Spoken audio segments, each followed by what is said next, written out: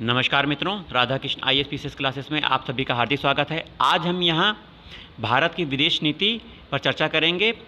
क्या है विदेश नीति, क्या सिद्धांत है विदेश नीति के, इस टॉपिक का हिस्सा होंगे। चलिए शुरुआत करते हैं। विदेश नीति क्या है?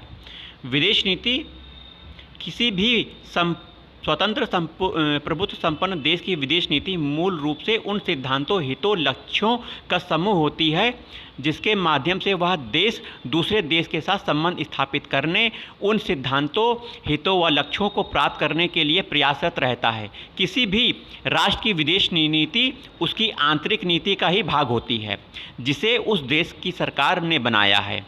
वास्तव में विदेश नीति शासक वर्ग की इच्छा का परिणाम होती है जिसे क्रियान्वित करना सरकारी व गैर सरकारी अभिकरणों का प्रमुख कर्तव्य होता है।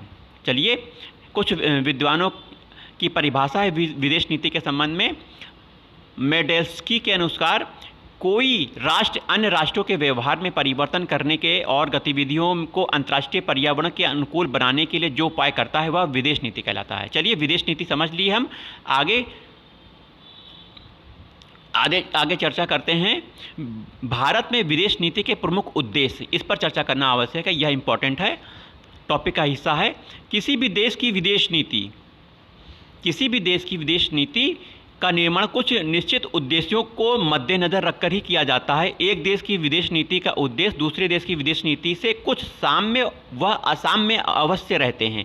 आज सुरक्षा, समृद्धि, शांति का लक्ष्य किसी भी देश की विदेश नीति की आधारभूत विशेषता होती है। भारत भी इस ध्येय को प्राथमिकता देता है। राष्ट्रीय सुरक्षा व आर्थिक विकास की विदेश नीति के आधारभूत उद्देश्य हैं।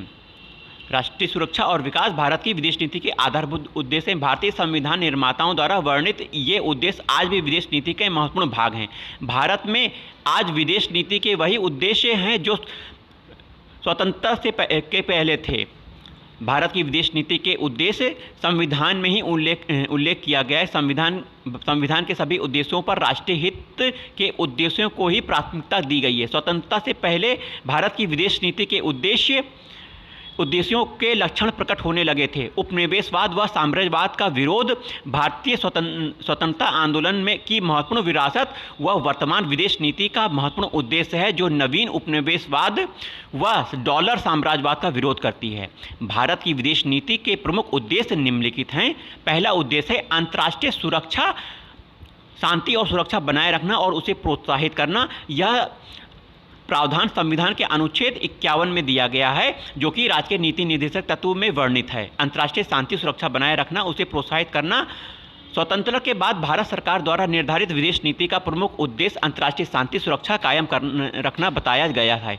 उस समय रूस और अमेरिका शीत युद्ध का जन्म हो चुका था। भारत अंतर्राष्ट्रीय शांति को लेकर काफ़ी चिंतित था, परंतु भारत उपनिवेशवाद व दो गुटों का दंश झेल चुका था। भारत का यह भय था कि यदि विश्व में अशांति कायम हो गई तो उसके आगे बढ़ने का स्वप्न टूटकर बिखर जाएगा। ऐसे वातावरण में भारत अपने पड़ोसी देशों से सुरक्षित नहीं रह सकता था। इसी कारण नेहरू जी ने पंचशील सिद्धांत, जो कि 1954 ईस्वी में दिया था, नेहरू जी ने पंचशील सिद्धांत में भी इस ध्येय की सुरक्षा पर बल दिया है ताकि भारत के पड़ोसी देशों तथा अन्य विश्व के देशों के साथ संबंध खराब ना हो। भारत ने खाड़ी संकट, शीत युद्ध, लेबनान समस्या, अफगानिस्तान समस्या, वियतनाम समस्या आदि के प्रति चिंता व्यक्त करके यह सिद्ध करने का प्रयास किया कि वह विश्व शांति और अपनी राष्ट्रीय सुरक्षा को लेकर सदैव चिंतित रहा है। भारत ने इराक संकट, अफगानिस्तान समस्या की समसामयिक प्रवृत्ति के प्रति अमेरिका की नीति को सही ठहराया। साथ ही विश्व में आतंकवाद पर सार्वभौमिक मापदंड अपनाए जाने पर आग्रह किया। भारत आज भी विश्व शांति को अपना आदर्श मानकर अपनी विदेश नीति का संचालन करता है। साथ ही राष्ट्रीय सुरक्षा को मजबूत बनाए रखने की भी कोशिश करता है। वहीं दूसरा पॉइंट है भारतीय विदेश नीति का अंतर्राष्ट्रीय विवादों को शांतिपूर्ण ढंग से हल करना। अंतर्राष्ट्रीय विवादों को शांतिपूर्ण ढंग से हल करना यह दूसरा मुद्दा है। इसमें भारत का मानना है कि यदि अंतर्राष्ट्रीय विवादों का समाधान शांतिपूर्ण ढंग से न किया गया तो विश्व में कभी शांति नहीं हो सकती तथा शांति के अभाव में न तो देश का आर्थिक विकास हो सकता है, न ही राष्ट्रीय सीमाएं सुरक्षित रह सकती हैं। इसी कारण भारत ने जम्मू कश्मीर समस्या को संयुक्त राष्ट्र संघ में रखा ताकि इसका शांतिपूर्ण ढंग से हल हो सके। पाकिस्तान की तरफ से की गई आतंकवादी कार्रवाइयों के बावजूद भारत ने धैर्य और संयम से ही काम लिया है। अरब इजराइल समस्या, अफगानिस्तान संकट, क्यूबा संकट, खाड़ी संकट आदि के दौरान भारत ने इन संकटों के निवारण के लिए शांतिपूर्ण उपायों का अवलंबन लेने का ही समर्थन किया है। वर्तमान में ईरान, अफगानिस्तान ने संयुक्त राष्ट्र संघ के शांति प्रयासों की भारत ने प्रशंसा की है। भारत ने हमेशा ही शांतिपूर्ण सह-अस्तित्व व अहिंसा के सिद्धांत को प्रमुखता दी है। इसके पीछे मूल ध्येय विश्व शांति कायम रखना है। इसी कारण उसने अंतर्राष्ट्रीय विवादों को संयुक्त राष्ट्र जैसे संस्थाओं के माध्यम से हल करने पर जोर दिया है। वहीं तीसरा उद्देश्य क्या है? भारतीय विदेश नीति जातीय भेदभाव और साम्राज्यवाद का प्रबल विरोधी है।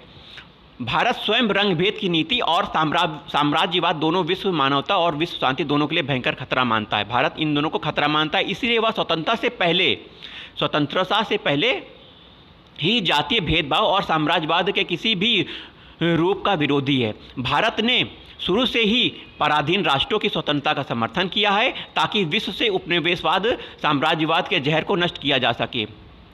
भारत की आज भी संयुक्त राष्ट्र संघ में पूरी आस्था है क्योंकि संयुक्त राष्ट्र संघ का चार्टर मानवाधिकार सुरक्षा का समर्थक है। वहीं वह विश्व के रंगभेद नीति और साम्राज्यवाद को नष्ट करने के लिए वचनबद्ध है। भारत आज भी अमेरिका और कई यूरोपीय देशों में एशियाई अफ्रीकाई मूल के लोगों के प्रति अपनाई जाने वाली जातीय भेदभाव की नीति के विरोध करता है। वहीं अगला पॉइंट है अंतर्राष्ट्रीय संगठनों के साथ सहयोग देना। भारत की विदेश नीति प्रारंभ से ही अंतर्राष्ट्रीय संगठनों के प्रति सकारात्मक रही है। भारत चाहता है कि विश्व से भुखमरी, बीमारी, निर्धनता, निरक्षरता, अकाल, आतंकवाद जैसी समस्याएं अंतर्राष्ट्रीय सहयोग के बिना हल नहीं हो सकती। इसी कारण वह विश्व स्वास्थ्य संगठन, कृषि संगठन, संयुक्त राष्ट्र बाल विकास कोष आदि के साथ सहयोग करता है। अतः संयुक्त राष्ट्र संघ तथा अन्य अंतर्राष्ट्रीय संघ के प्रति सहयोग की नीति अपनाना भारत की विदेश नीति का प्रमुख उद्देश्य है। वहीं अगली मुख्य नीति है विदेश नीति का नीति का उद्देश्य है निशस्त्रीकरण का समर्थन करना। इस पर चर्चा करते हैं। भारत हमेशा ही शस्त्र दौड़ के प्रति चिंतित रहा है। परमाणु शस्त्रों के विकास में ने तो भारत की चिंता को और बढ़ा दिया। यद्यपि भारत स्वयं एक परमाणु शक्ति संपन्न राष्ट्र है, लेकिन फिर भी विश्व शांति के लिए वह निशस्त्रीकरण को आवश्यक मानता है। भारत का मानना है कि निशस्त्रीकरण का सीधा संबंध आर्थिक विकास से होता है। यदि विश्व में पूर्ण निशस्त्रीकरण हो जाए तो संपूर्ण विश्व से आर्थिक पिछड़ापन खत्म होने के कगार पर पहुंच सकता है। भारत हमेशा ही शांति का पुजारी रहा है, इसी कारण उसने निशस्त्रीकरण के प्रति सभी प्रयासों का समर्थन किया है। यद्यपि भारत ने CTBT 1993 तथा NPT दोनों संधियों पर अपना समर्थन देने से इनकार कर दिया, परंतु भारत आज भी समान सार्वभौमिक निशस्त्रीकरण संबंधी किसी भी अंतर्राष्ट्रीय व राष्ट्रीय कार्यक्रम का समर्थन करता रहता है। चलिए नेक्स्ट क्वेश्चन देखते हैं। नेक्स्ट देखते हैं टॉपिक उद्देश्य भारत की विदेश नीति का सैनिक संधियों से दूर रहना। भारत की विदेश नीति का मुख्य उद्देश्य यह भी है कि वह सैनिक संधियों से दूर रहता है। भारत की विदेश नीति किसी भी सैनिक गुट या संधि का विरोध करने की रही है। भारत का मानना है कि विश्व में उभरने वाले सैनिक संगठन विश्व शांति के लिए भयानक खतरा है, इसीलिए नवोदित स्वतंत्र राष्ट्रों को इससे दूर रहना चाहिए। इसी कारण भारत ने सीटो, नाटो, वार्सा जैसी संधियों का हमेशा विरोध किया है। वह किसी भी सैनिक संगठन का सदस्य नहीं बना है। आज भी भारत किसी भी सैनिक संगठन के प्रयास का विरोध करता रहा है। वहीं भारत की विदेश नीति और गुटनिरपेक्षता, नॉन अलाइनमेंट पर्यायवाची शब्द माने जाते हैं। आज अधिकतर विद्वान गुटनिरपेक्षता को ही भारत की विदेश नीति कहते हैं। इसके पीछे मूल कारण यह है कि भारत शुरू से ही गुटनिरपेक्षता की नीति का समर्थन करता रहा है। जब भारत स्वतंत्र हुआ तो उस समय विश्व का विभाजन पूंजीवाद और साम्यवादी गुट में हो चुका था। इसमें से प्रथम का नेतृत्व अमेरिका, दूसरे का नेतृत्व सोवियत संघ कर रहे थे। भारत विश्व के नवोदित राष्ट्रों के सामने गुटनिरपेक्षता का विकल्प रखा ताकि विश्व में चल रहे शीत युग को गर्म युद्ध में बदलने से रोका जा सके। इसी कारण 2004 में भी भारत ने इराक में अपनी सेना भेजने से मना कर दिया। अतः भारत आज भी अंतर्राष्ट्रीय संबंधों में गुटनिरपेक्षता की नीति का निर्वहन करता है। वहीं अगला विदेश नीति का उद्देश्य अफ्रीकी और एशियाई एकता में विश्वास रखना। Believe in Afro Asian unity. Bharat एशियाई तथा अफ्रीका देशों में एकता बढ़ाने का विश्वास करता है। भारत आज सार्क का सदस्य होने के नाते दक्षिण एशिया को मुक्त व्यापार क्षेत्र बनाने का विचार का समर्थन करता है। इसी तरह हिमतेक्ष हिंद महासागर रिम क्षेत्रीय संगठन के द्वारा हिंद महासागर में स्थित देशों के बीच क्षेत्रीय सहयोग बढ़ाने की नीति का समर्थक है। गुटनिरपेक्षता आंदोलन के द्वारा वह एशियाई अफ्रीका देशों में एकता बढ़ाने की नीति का समर्थन करता है। वहीं विदेश नीति के अन्य सिद्धांत है पंचशील सिद्धांत का समर्थन करना। Support the Panchsheel. भारत की विदेश नीति का निर्माण नेहरू युग से हुआ था। इसी कारण भारत की विदेश नीति को आलोचक आज भी नेहरू की नीति कहते हैं। नेहरू जी ने 1954 में विश्व के सामने अपनी पांच सिद्धांतों को पेश किया जो पंचशील सिद्धांत के नाम से जाने जाते हैं। ये पंचशील सिद्धांत हैं: एक दूसरे के प्रादेशिक अखंडता और स्वतंत्रता का सम्मान करना, किसी भी के घरेलू मामले में हस्तक्षेप न करना, किसी दूसरे पर आक्रमण न करना, मैत्रीपूर्ण संबंधों का विकास करना, शांतिपूर्ण सह अस्तित्व की नीति में विश्वास करना। ये सभी सिद्धांत आज भी भारत की विदेश नीति के महत्वपूर्ण ध्येय हैं। वहीं शांतिपूर्ण सह अस्तित्व की नीति भारत की विदेश नीति अहिंसा के विचार का समर्थन करती है। वह जियो और जीनो दो के सिद्धांत का पालन करती है। इसी कारण वह सभी देशों से मैत्रीपूर्ण संबंध बनाए रखने की नीति रखती है। वहीं राष्ट्रमंडल का समर्थन करना यह भी भारत की विदेश नीति का एक महत्वपूर्ण अंग है। Support Commonwealth of nation. Bharat राष्ट्रमंडल का सदस्य है। ब्रिटिश सम्राट या रानी राष्ट्रमंडल का अध्यक्ष ब्रिटिश सम्राट या रानी राष्ट्रमंडल का अध्यक्ष है। ब्रिटिश सम्राट या रानी राष्ट्रमंडल के अध्यक्ष हैं। इसमें स्वतंत्र और प्रभुसत्ता संपन्न देश शामिल होते हैं। भारत का मानना है कि राष्ट्रमंडल देश की सदस्यता बनाए रखना राष्ट्रीय हित में है। इसी कारण वह आज राष्ट्रमंडल देश का समर्थन करता है। नई अंतर्राष्ट्रीय अर्थव्यवस्था का समर्थन करता है भारत। यह भारत की विदेश नीति है जो कि नई अंतर्राष्ट्रीय अर्थव्यवस्था का समर्थन करना है। भारत की विदेश नीति नई अंतर्राष्ट्रीय अर्थव्यवस्था NIEO का प्रबल समर्थक है। भारत चाहता है कि विश्व के आर्थिक संबंधों की स्थापना की नए सिरे से की जाए ताकि विश्व से आर्थिक भेदभाव कम हो सके। इसी कारण वह WTO द्वारा दिए जाने वाले भेदभावों का विरोध करता है।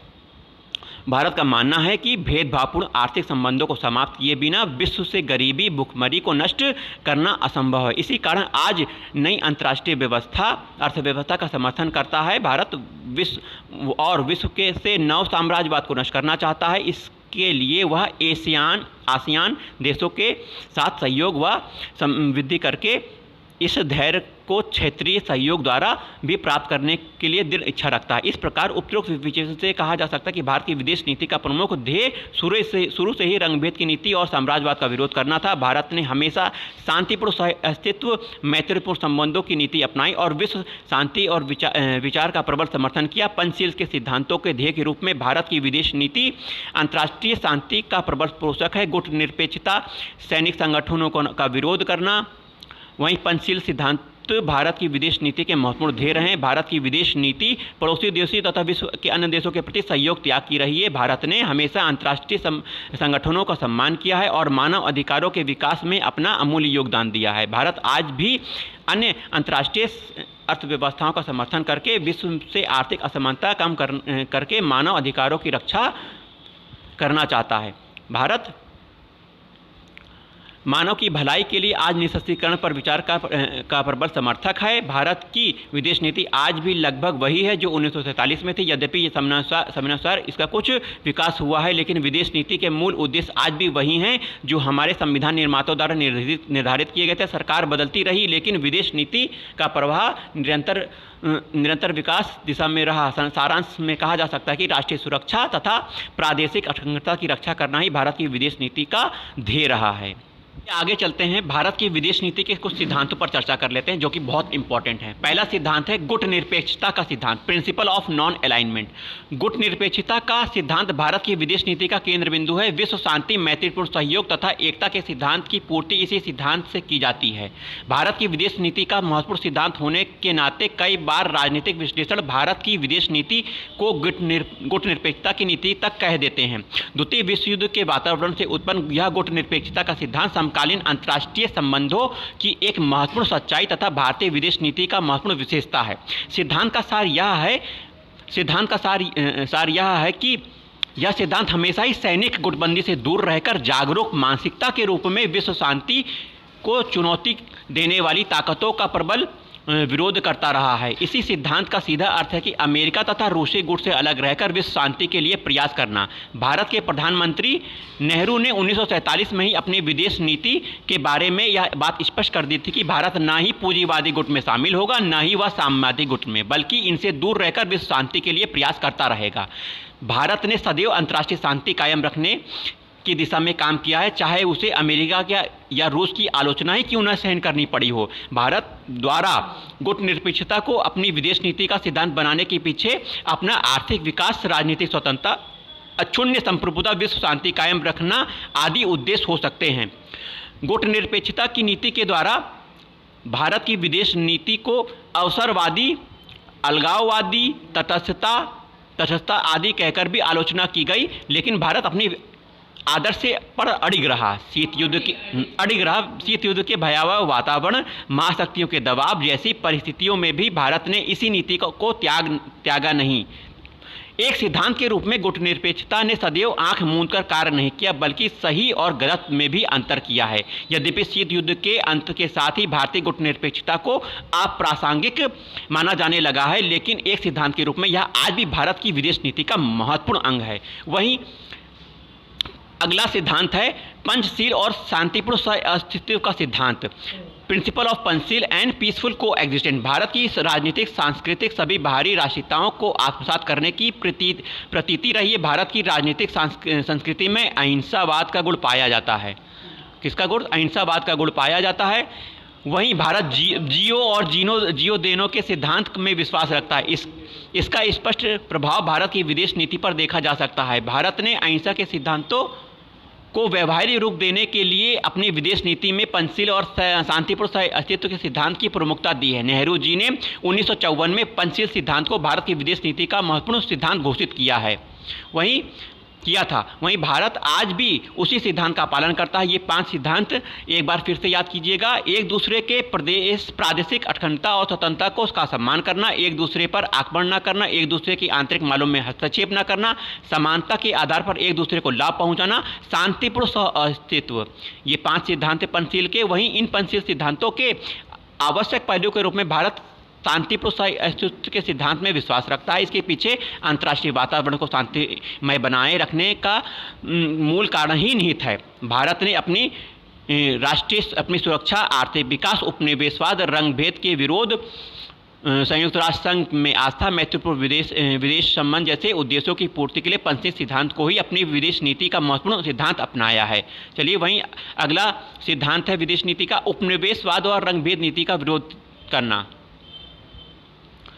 वहीं भारत स्वयं भी उपनिवेशवाद और रंगभेद नीति का दर्द झेल चुका है। इसी कारण अपने विदेश नीति के सिद्धांत के रूप में वह उपनिवेशवाद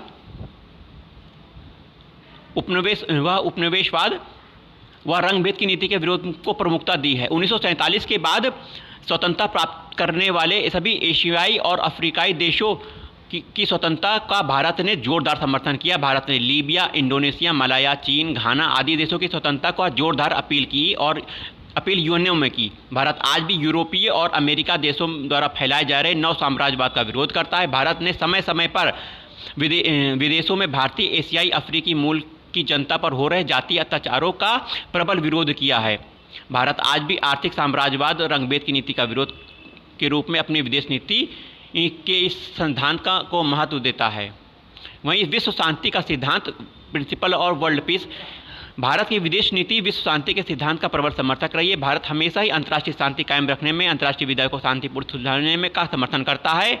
भारत के संविधान में भी नीति निर्देश सिद्धांतों में स्पष्ट तौर पर कहा गया है कि भारत अंतर्राष्ट्रीय शांति और क्षेत्र की उन्नति, राष्ट्र के बीच न्यायपूर्ण संबंधों को बनाए रखने तथा अंतर्राष्ट्रीय विवादों को मध्यस्थता व पंच निर्णय द्वारा निपटाने के लिए प्रयत्न करेगा। भारत ने विश्व शांति को खतरा उत्पन्न होने की हर हालत में सराहनीय कार्य किया है।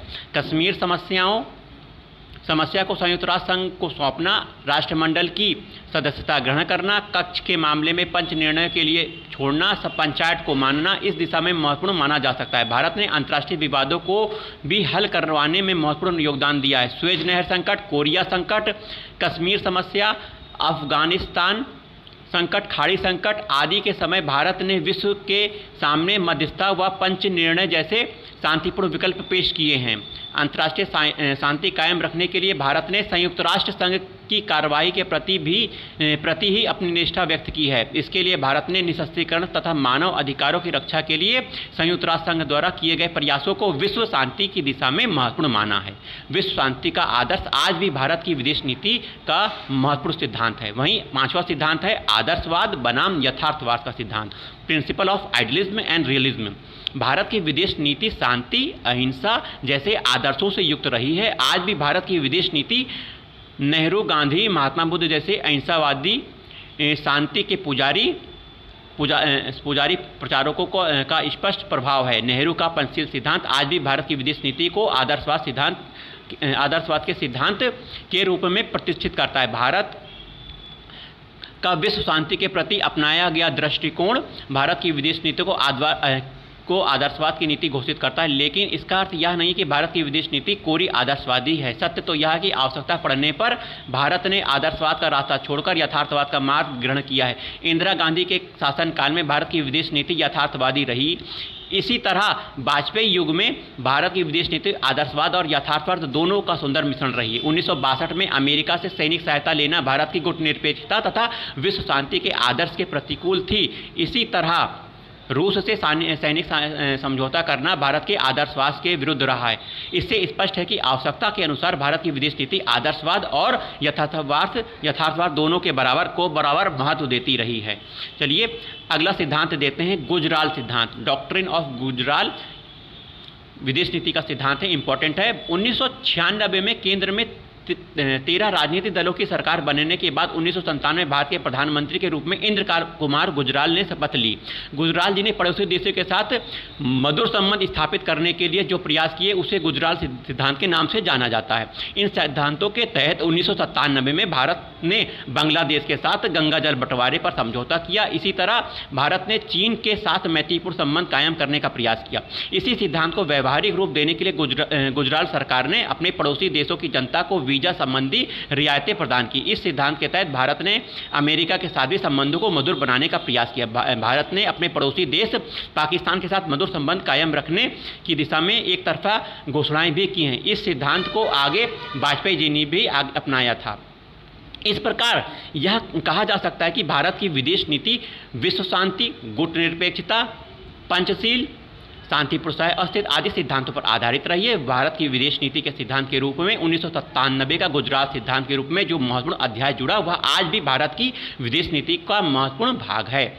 वस्तुतः भारत की विदेश नीति आदर्शवाद और यथार्थवाद दोनों का सुंदर सम्मिश्रण है। भारत की विदेश नीति के सिद्धांत के रूप में आज भी वे सिद्धांत महत्वपूर्ण हैं जो हमारे संविधान में वर्णित हैं। बाद में समय के अनुसार हमारे प्रबुद्ध विदेश नीति निर्माता और नेताओं द्वारा अपनाए जाते रहे, सरकार बदलती रही हैं, लेकिन भारत की विदेश नीति के सिद्धांत स्थिर रहे हैं। भारत की विदेश नीति के आदर्शों के रूप में अपनाए गए सिद्धांत आज भी भारत की विदेश नीति की महान विरासत हैं। चलिए भारत की विदेश नीति के कुछ निहितार्थों पर चर्चा कर लेते हैं। भारत की विदेश नीति के कुछ निहितार्थ निम्नलिखित हैं।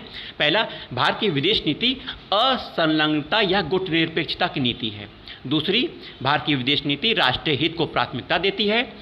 भारत की विदेश नीति सोवियत संघ और अरब देशों का समर्थक है।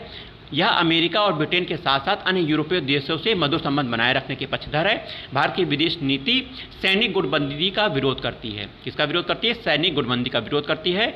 वहीं यह साम्राज्यवाद, उपनिवेशवाद, रंगभेद के किसी भी रूप का प्रबल विरोधी है। यह निशस्त्रीकरण के सार्वभौमिक और पक्षपातपूर्ण कार्यक्रम का समर्थक है। यह उत्तर दक्षिणी संवाद, उत्तर सहयोग का समर्थक है।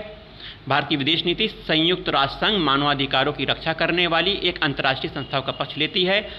यह एफ्रो एशियाई एकता का समर्थक है।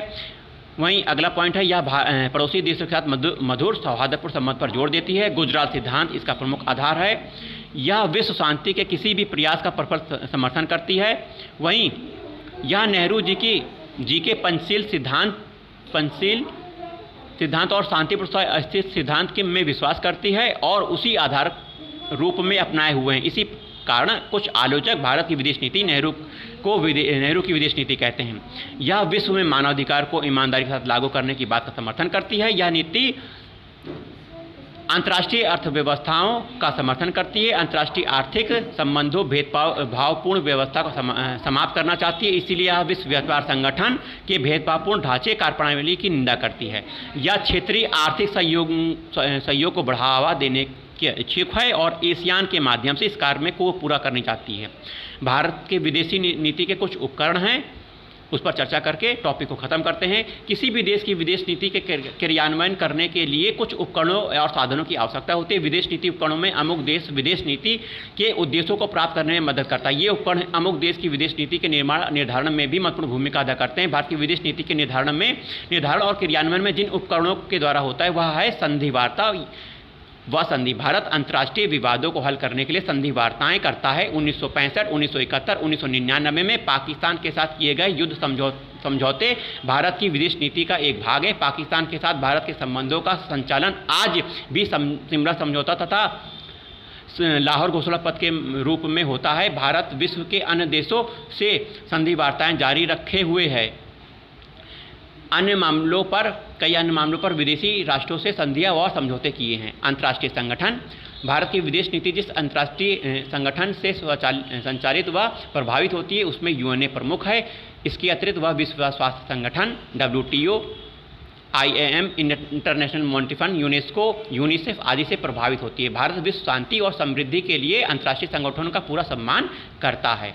चलिए नेक्स्ट देखते हैं, क्षेत्रीय सहयोग संगठन। भारत की विदेश नीति का निर्धारण और क्रियान्वयन उसकी सदस्यता वाली क्षेत्रीय सहयोग संगठन से भी होता है। इसमें सार्क, दक्षिण एशियाई क्षेत्रीय सहयोग संगठन, आसियान तथा हिंद महासागर रिम क्षेत्र संगठन प्रमुख हैं।